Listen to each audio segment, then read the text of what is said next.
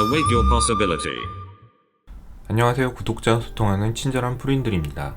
오늘은 작정하고 쓴소리를 할 생각입니다. 늘 그랬나요? 최근 댓글로 많이 물어보시는 질문이 1번 IVV랑 QQQ 중에 하나만 사도 돼요? 어떤 게 더 오를 것 같아요? 2번 인베스코 주가가 내려가는데 QQQ 위험한 거 아닌가요? 3번 QQQ ETF가 지속적으로 13% 낼 거라고 확신을 하시나요? 4번 제 ETF, 제 개별 주식은 오를까요? 5번 제가 요런 ETF가 있는데 단기간에 오를까요? 6번 QQQ로 부자 되면 세금 22%가 너무 아까워요. 절세할 방법이 있나요? 7번 한국거래소 ETF는 연금 관련해서 혜택이 많던데 어떻게 생각하시나요? 8번 지금 환율이 높은데 지금 환전하면 망하는 거 아니에요? 9번 저는 금융 좀 아는데 채권 원자재에 나눠서 자산 분배 투자하는 건 어때요? 1번과 2번은 같이 묶어서 설명을 드리겠습니다.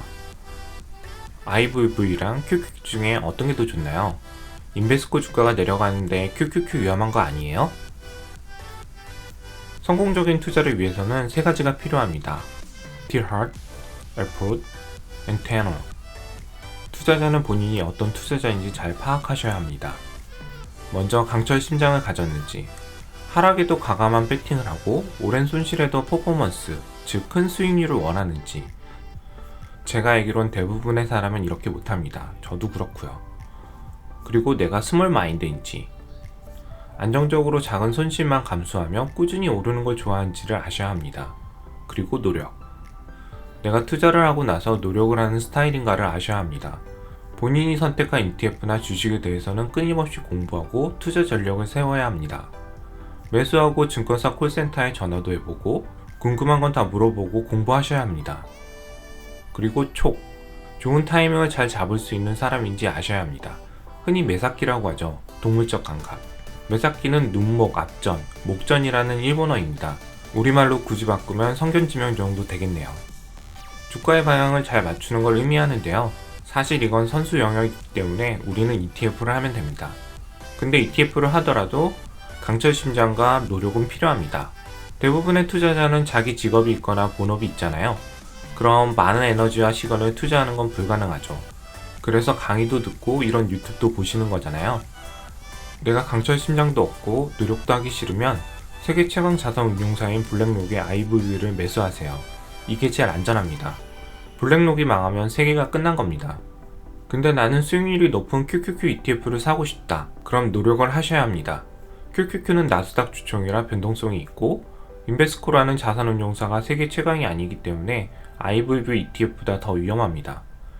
인베스코가 망할 수 있냐고요? 당연히 있습니다. 세상에 절대라는 게 어디 있습니까?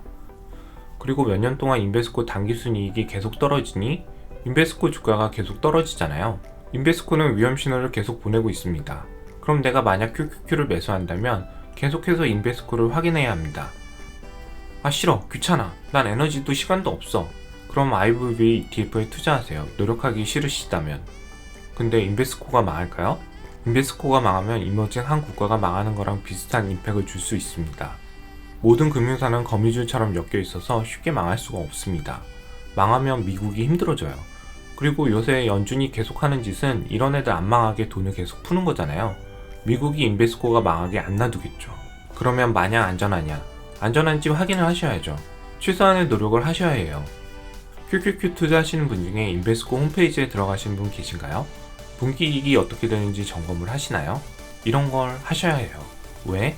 리스크가 조금이라도 있는 건 계속 점검을 해야 합니다. 홈페이지에 들어가 보죠. 구글에서 인베스코를 입력하고 맨 위에 이놈을 클릭하세요. 여기 이놈을 클릭하시면 분기 단기 순이익을 확인할 수 있습니다.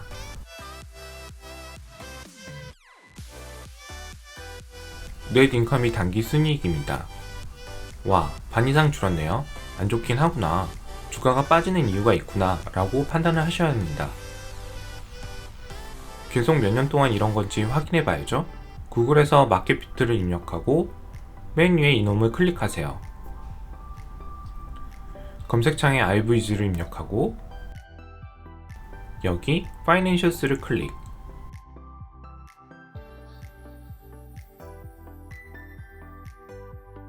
그리고 여기 퍼센트를 클릭.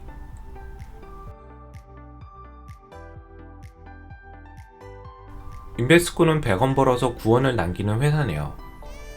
근데 잘 보시면 2017년부터 이익이 계속 줄죠?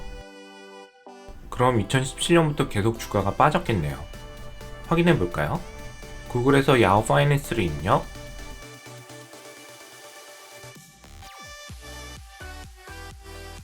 검색창에 RVG를 입력, 차트를 클릭. 미국 주식이 쉬운 이유는 분기 이익이 빠지면 주가가 빠집니다. 미국 금융 시스템은 체계적이라 이익이 다 반영이 됩니다. 2017년부터 쭉 빠지죠? 이익이 줄어드는 회사는 배당을 많이 준다고 들어가시면 안 됩니다. 왜? 이익이 빠지잖아요. 이익이 빠지면 주가가 빠지게 되어 있습니다. 이익이 줄어들면 미국 주식은 오르지 않습니다. 그럼 이걸 보고 지금까지는 엄청 위험하네 라고 판단을 하시면 됩니다. 그럼 앞으로는 어떻게 되지? 라고 판단을 해야 되잖아요. 애널리스트들이 이 주식을 앞으로 어떻게 생각하는지를 보면 됩니다. 그럼 예상치를 확인해야 되잖아요. 구글에서 마켓 스크리너를 입력, 맨 위에 이놈을 클릭하세요. 검색창에 RVG를 입력, 파이낸셜스를 클릭. 예상치를 확인하면 오잉? 올해는 나쁜데 점점 좋아지네? 그럼 인베스코를 사야겠네? 가 아니라 2022년까지는 망하진 않겠네 라는 아주 최소한의 노력은 하셔야 합니다. 물론 인베스코가 망하지 않는 이유는 많습니다.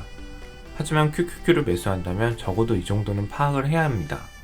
그래야 본인 마음도 편하지 않을까요? 어떤 사람이 야 네가 매수한 QQQ 자산운용사가 주가가 떨어져서 상폐될 것 같아 알긴 아냐? 라고 깐족대면 속으로 난 이미 다 확인했는데 헤헤 라고 해야 되잖아요. 안 그러면 얼마나 불안해요.